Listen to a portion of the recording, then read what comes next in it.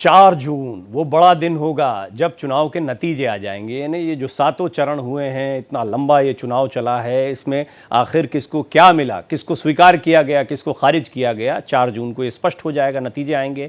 वहीं नतीजों से पहले सत्ता पक्ष और विपक्ष दोनों ही अपने अपने दावे लगातार कर रहे हैं। इसी बीच जेडीयू के वरिष्ठ नेता केसी त्यागी ने भी चुनाव में बीजेपी की जीत का दावा किया है। जेडीयू नेता केसी त्यागी से खास बातचीत की हमारे सहयोगी कमलेश ने।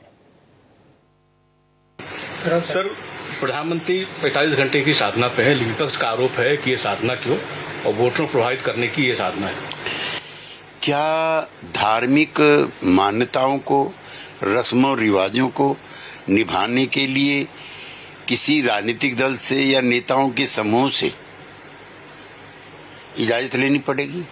ऐसा मैं पहली बार सुन रहा हूं। हर पार्टी के नेता को, हर भारतीय नागरिक को अपने अपने तरीके से पूजा पद्धति करने का धार्मिक अधिकार संविधान में दिया गया है। कल को कोई दूसरी दूर की मस्जिद में जाकर के या चर्च में जाकर के या गुरुद्वारे में जाकर के अगर कोई पूजा अर्चना करेंगे तो क्या उस पर भी ये सवाल उठाएंगे? विपक्ष को आर्थिक सामाजिक सवालों की समझ भी नहीं है, लिहाजा ऐसे उल जलूल सवाल उठाते हैं जो बाद में जाके कंट्रोवर्सी पैदा करे। सर, कल इंडिया अलायंस की बैठक है और उन्होंने ये दावा किया है कि चुनाव के अंतिम दिन वो अपने प्रधानमंत्री पद को लेकर के सारा सस्पेंस क्लियर कर देंगे। नहीं, प्रधानमंत्री पद को नहीं, वो नेता प्रतिपक्ष के पद को लेकर के चुनावी प्रक्रिया पूरी करना चाहते हैं। चूंकि पिछले 2 बारों से, 2 टर्म से कोई नेता प्रतिपक्ष नहीं है। कांग्रेस पार्टी अपने न्यूनतम स्कोर पर है। अधीर रंजन चौधरी भी नेता प्रतिपक्ष नहीं है और खड़गे साहब भी नेता प्रतिपक्ष नहीं है। और बची कुछ संभावना श्री जयराम रमेश ने खारिज कर दिए ये कहकर के कि नेता वही होगा जो बड़ी पार्टी का होगा, that is Congress party, that is Rahul Gandhi. Sir, 4 जून को क्या होगा? एनडीए गठबंधन की सरकार बनेगी, श्री नरेंद्र मोदी जी प्रधानमंत्री बनेंगे, श्री राहुल गांधी जी नेता प्रतिपक्ष बनेंगे। तो केसी त्यागी जी बड़े पुराने नेता हैं। हालांकि यहाँ पर प्रधानमंत्री मोदी की साधना से ही बातचीत की शुरुआत हुई, क्योंकि आज काफ़ी चर्चा में उनकी तस्वीरें छाई रहीं सोशल मीडिया पर। एक अलग ही आप देख रहे हैं आरोप प्रत्यारोप, मीम्स, इसका दौर भी शुरू हो गया है। बहरहाल जो अंतिम चरण है उसको लेकर तमाम राज्यों में तैयारियां की गई हैं। झारखंड आपको लिए चलते हैं, रांची से मेरे सहयोगी मधुकर आनंद जुड़ रहे हैं।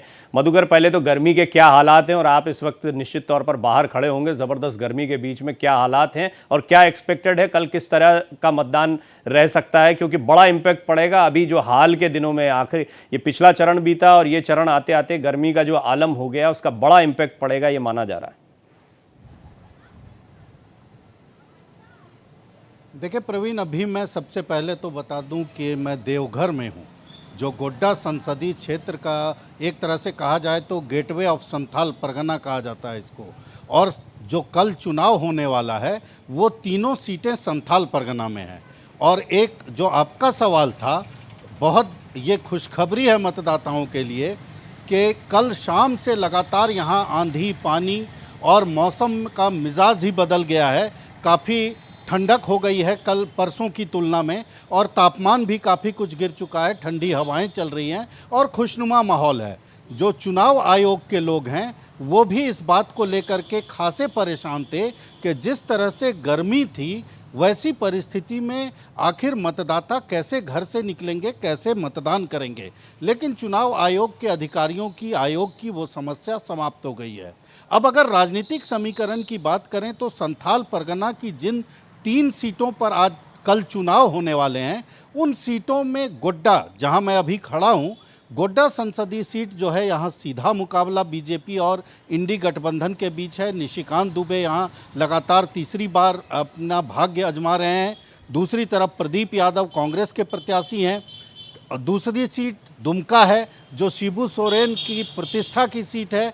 वहाँ से बीजेपी ने शिबू सोरेन की ही बहू को तोड़कर अपने पाले में ले आया है और बीजेपी ने उनको प्रत्याशी बनाया है। दूसरी तरफ शिबू सोरेन के पुराने मित्र रहे नलिन सोरेन जो पार्टी के विधायक हैं वो प्रत्याशी होंगे जेएमएम के या इंडी गठबंधन के। तो इन 2 सीटों पर सीधा मुकाबला इंडी गठबंधन और बीजेपी के बीच है। लेकिन खेल राजमहल में है।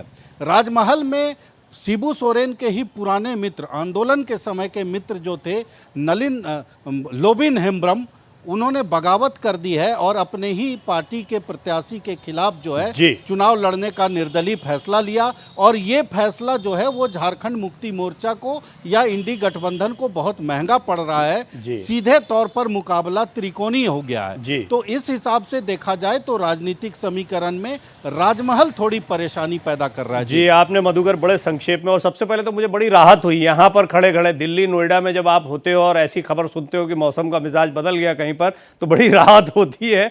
और सचमुच में झारखंड के मतदाताओं के लिए राहत की खबर है। लेकिन बाकी जगहों पर हालात मौसम के, खासतौर पर बिहार, उत्तर प्रदेश को लेकर कई जगहों पर चुनाव आयोग की जिस चिंता की बात मधुकर कर रहे थे वो अन्य जगहों पर भी होगी।